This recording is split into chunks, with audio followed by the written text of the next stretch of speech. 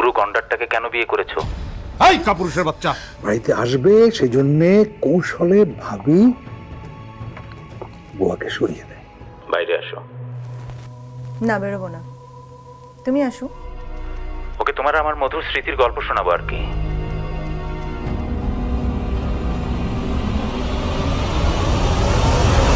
মৃত্যুর সময় ওর গোঙানির শব্দ আমি শুনেছিলাম, সে কথাটা আপনাকে আমি বলেছি। আপনার এত বড় বাংলো অথচ সিসিটিভির সিস্টেমটা নষ্ট, এটা কিন্তু ঠিক মানা যায় না। তাই নাকি? আমি জানি না তো। আসলে বলি বলি করে তোমাকে বলা হয়নি। বলবে না, ঠিক করতে হবে, আজকেই ঠিক করতে হবে। আচ্ছা ঠিক আছে, সমস্যা নেই। আমি আজকে তাহলে যাই, আপনারা আমাকে একটা হেল্প করবেন, মানে একটা ডাটা দিয়ে হেল্প করবেন। সেটা হচ্ছে যে যেসব নাম্বার থেকে আপনাদের ফোন এসেছিল ওই নাম্বারগুলো আমার লিস্ট করে একটু দিবেন। আর ম্যাম, আপনি যেটা করবেন যে আপনার পরিচিত, পূর্ব পরিচিত, তারপরে বন্ধু বান্ধব, আত্মীয় স্বজন, কাছের মানুষ যারা আছেন তাদের প্রত্যেকের মানে যাদের যাদের নামের প্রথম অক্ষর আর আছে ওই লিস্টটা একটু আমাকে দিন। আমি অনেক ভেবেছি, আদ্যক্ষর আর এরকম কাউকে পাইনি। হ্যাঁ না, পাবেন পাবেন, মানে আপনি তো একটু এক্সাইটেড আছেন, মানে একটু ঠান্ডা মাথায় খুঁজলেই পাবেন। আর রাশেদ সাহেব, আপনি একটু কষ্ট করে থানায় গিয়ে একটা মামলা করবেন। সে তো করতেই হবে, আজকে অফিসে যাওয়ার পথেই মামলা করবো। ঠিক আছে, তাহলে আজকে আমি যাই। যদি কোনো কিছু প্রয়োজন হয় আমাকে একটু ফোন করবেন। হ্যাঁ, নিশ্চয়ই। Thank you.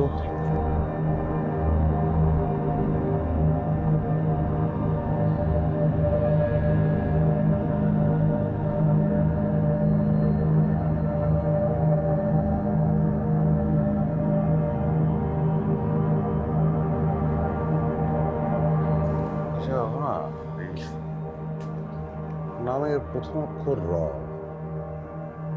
এরকম কেউ কি নেই? ছিল না?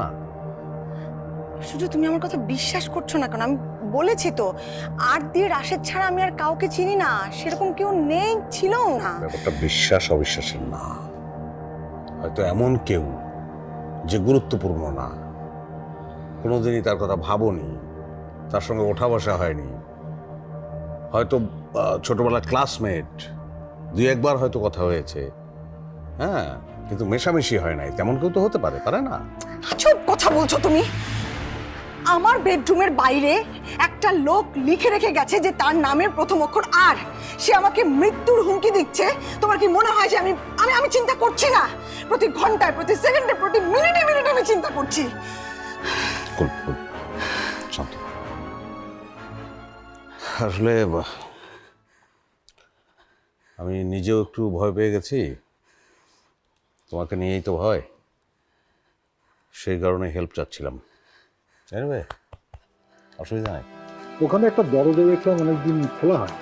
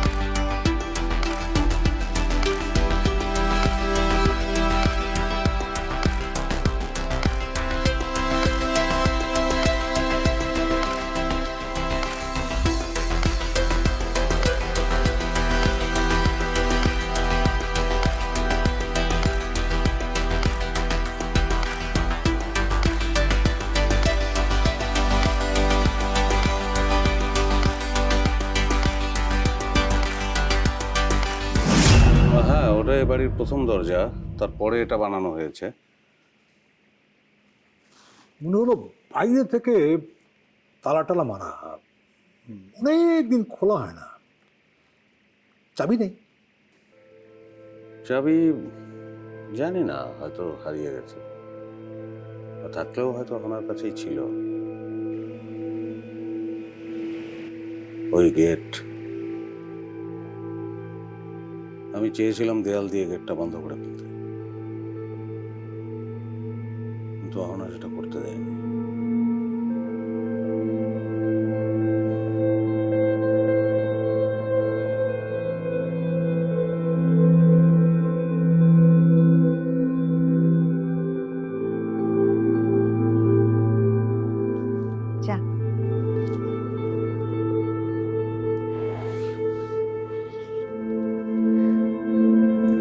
আচ্ছা, ইনফ্যাক্ট মা মারা যাওয়ার পর কপালে বেডটি আর জোটে নাই। এখন থেকে প্রতিদিন জুটবে। বিনিময়ে কি চাও? বিনিময় শব্দটা একটু কেমন না? তোমাকে কিছু দিতে হলে আমি এমনি দিব, আমাকে কিছু দিতে হলে তুমিও এমনি দেবে। Good, very good. কেমন হয়েছে?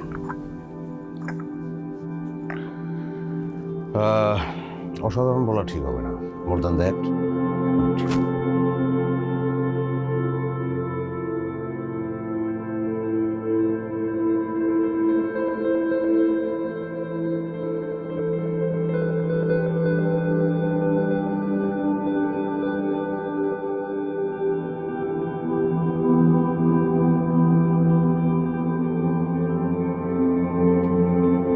ঘর আর আমাকে সামলাও।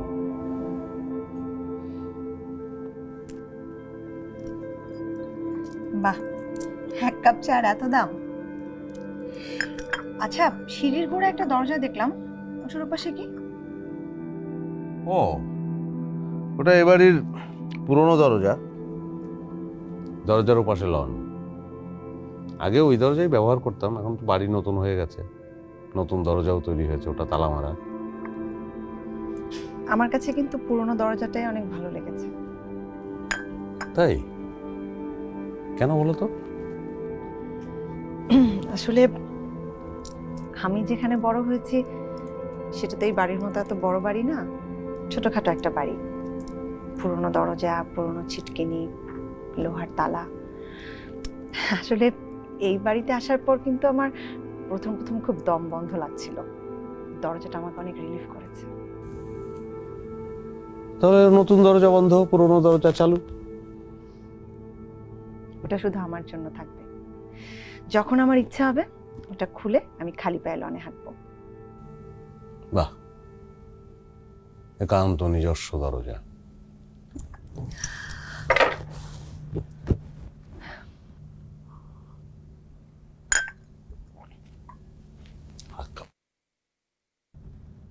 এখন এই সকালে আবার?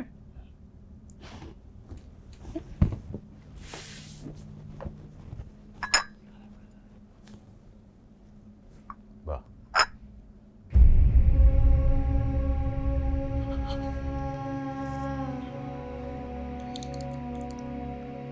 সরি।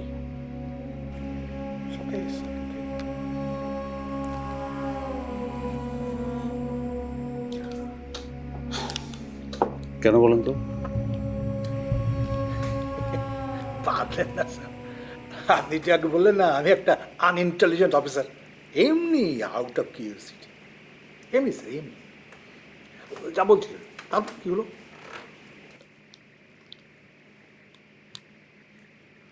ওই তো তারপর হঠাৎ একদিন অহনা অফিসে এসে উপস্থিত হলো।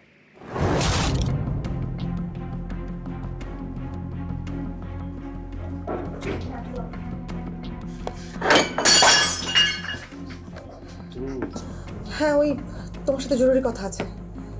ফোন করতে আমি বাসায় চলে আসতাম। সময় নেই, চলো তো। কোথায়? কোথায়? বাইরে কোথাও। কথা পারিও না, চলো। খুব ইম্পর্টেন্ট হলে বাইরে যেতে হবে, কেন পাশের রুমে যাই। ঠিক আছে, চলো। চল।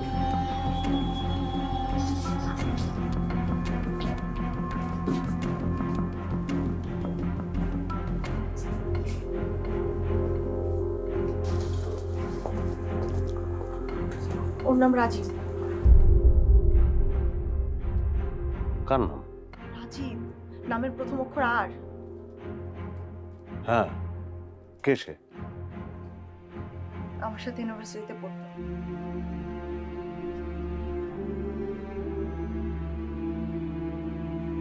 কি ব্যাপার, এখানে ডেকেছিস কেন? কথা আছে। সারাদিন বলিসনি কেন? আর দূর, ক্যাম্পাসে এত লোকের সামনে কথা বলা যায়? তাই কি এমন কথা বল শুনি। কালো ড্রেসে তোকে দারুণ মানায়। কালো পোশাকে তোমাকে দারুণ লাগে। তাতে তোর কি? এই ড্রেস পরে আর কারোর সামনে পড়িস না, কিন্তু মার্ডার হয়ে যাবে। কি বলেছিলাম মনে নেই? কালো পোশাক পরে কারো সামনে গেলে মেরে ফেলবো। কে মারবে আমাকে? তোর সামনে কে বসে আছে? একটা জোকার। হ্যাঁ, এই চোখে তোকে মার্ডার করবে। ঠিক আছে, আমি 100 বার 100 জনের সামনে করবো, দেখি তুই কি করিস। আমি আবার কি করবো? তুই কালো পরিস লাল পরিস, তা আমার কি যায় আসে? তুই মাঝে মাঝে তো সিরিয়াসলি এত ফান করিস না, যে না চেনে তোকে ভাববে সত্যি সত্যি বলছিস। তুই আবার সত্যি ভাবছিস না তো? তাহলে তো খবর আছে। জীবনেও না, আমি তোকে খুব ভালো করে চিনি। আমি এখনো অত অসুস্থ হইনি, আমি সুস্থ আছি। এখন কি করবি, খাওয়াবি না? তুই আমাকে খাওয়াবি সেই জন্য তোকে দেখেছি। এই মামা। প্রতিদিন কি আমি খাওয়াবো? হ্যাঁ, মানে কি এসবের? এটাই মানে।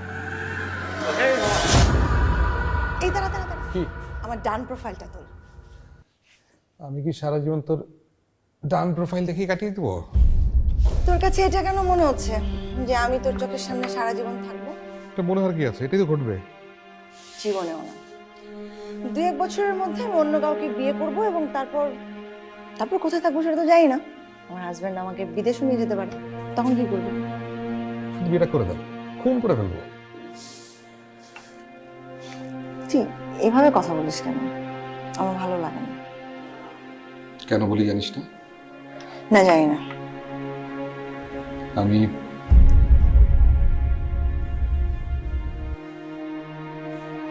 ফান করি। ইম্পসিবল।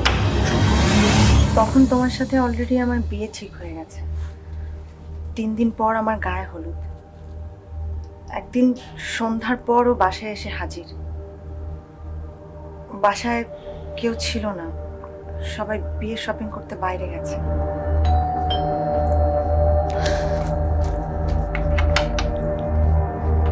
আরে তুই এত রাতে? চল তো, চল। কোথায় যাব? আরে ওই বুড়ো কন্ডাটাকে তোর বিয়ে করা লাগবে না। তাই নাকি? তাহলে কাকে বিয়ে করব? সেটা গেলে দেখতে পাবি, সবকিছু গুছিয়ে নে, চল। এই যে বরের চেহারা না দেখে তো আমি কোনো রিস্ক নেব না। আমার মতো চেয়ার হলে চলবে? দৌড়াবে। তাহলে কি, চল দৌড়াই। কি হয়েছে কি? হ্যাঁ, অনেক রাত হয়েছে, এখন বাসায় যা। শোন, তুই আমাকে বিয়ে করবি? গাঁজা খেয়ে এসেছিস? যদি বিয়ে না করিস তাহলে খাবো। তুই মর। 3 দিন পর আমার বিয়ে, আমি এমনিতেই স্ট্রেস নিতে পারছি না, এর মধ্যে এইসব ফান ভাল লাগছে না, বাসায় যা। আমি ফান করছি না, আমি ফান করছি না, ফান করছিস তুই। ওই যে বুড়োটাকে বিয়ে করবি না, সেটা হচ্ছে একটা ফান। ঠিক আছে, চল।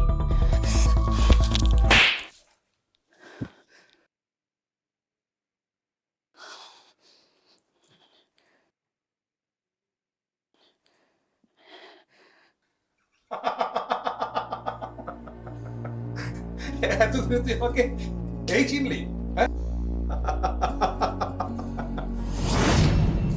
আমি জানি না রাশেদ, সেদিনের বলা কথাগুলো ওর ফান ছিল নাকি সিরিয়াস। যদি সেটা ফান না হয়ে থাকে, তাহলে এখন যা ঘটছে তা রাজীব ঘটাচ্ছে। আমারও তাই মনে হয়। রহনা তোমার এত কাছের বন্ধু,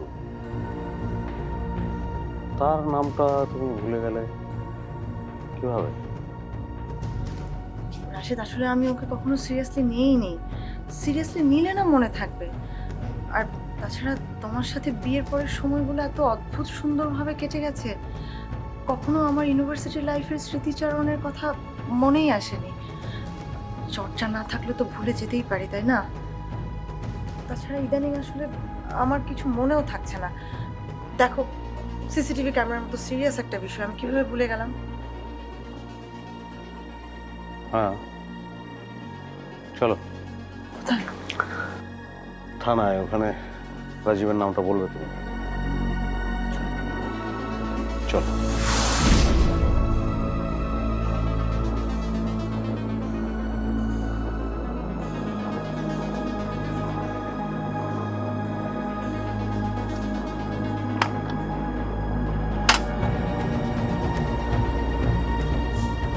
এই দাঁড়া দাঁড়া দাঁড়া, আমার ডান প্রোফাইলটা।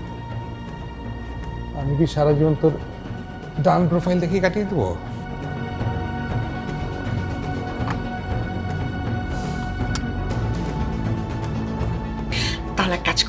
আমার রাইট প্রোফাইলের ছবি তোলো। আমার রাইট প্রোফাইলটা অনেক সুন্দর। সারা জীবন কি আমি তোমার ডান প্রোফাইলই দেখতে থাকবো?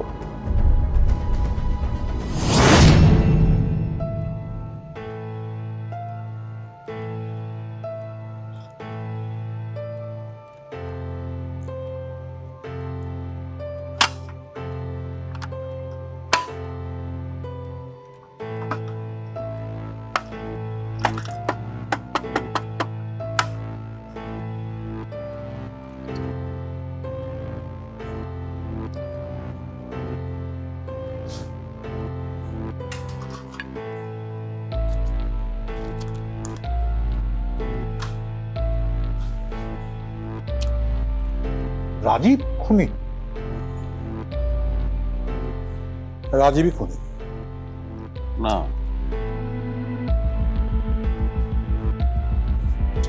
অন্য কেউ?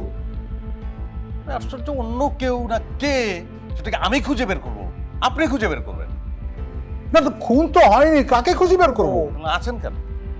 যান, চলে যান। এইটা প্রমাণ করার জন্য যে আপনার স্ত্রী অহনা আত্মহত্যা করেছে, আপনি যে গল্পটা বলছেন সেটা হচ্ছে অহনার গল্প। সিম্পল।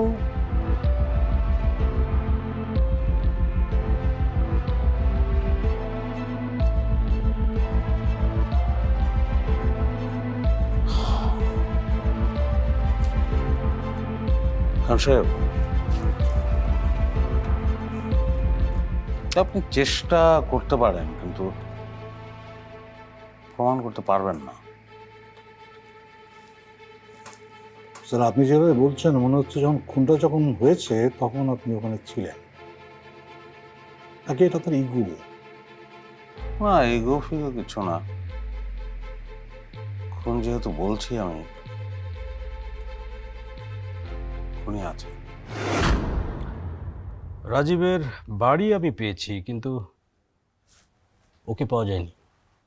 পাবেন না তো। কেন? ও খুব শার্প একটা ছেলে। আপনি আপনি আপনি বুঝতে পারছেন না? বিভিন্ন নাম্বার থেকে আমাকে কল করছে, আমি কখন কি পোশাক পরে আছি সেগুলো সব ও খেয়াল রাখছে। তার মানে ও আমাদের বাড়ির আশেপাশে আছে। আপনি আশেপাশে খোঁজ নিন, ঠিক পেয়ে যাবেন।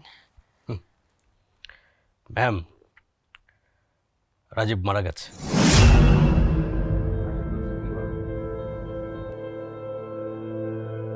কি বলেন? কিভাবে? আমি ওর বাড়িতে গিয়ে দেখি বাড়িতে তালা লাগান, 6 মাস যাবৎ কেউ থাকে না। প্রতিবেশীদের কাছে জিজ্ঞেস করলাম, ওরা বললো যে পাশের একটা হাসপাতালে ভর্তি ছিল, ওখানেই মারা গেছে। কি হয়েছিল ওর? ব্রেন স্ট্রোক, ড্রাগের ওভারডোজের কারণে ব্রেন স্ট্রোক।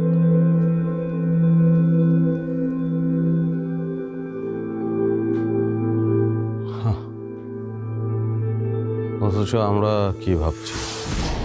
আমার একজনকে সন্দেহ হয়। কে? ও ভালো কথা। ওই যে ঐশীর ব্যাপারটা তো স্যার, তোমার পার্টির রেমুনারেশন 1 লাখ।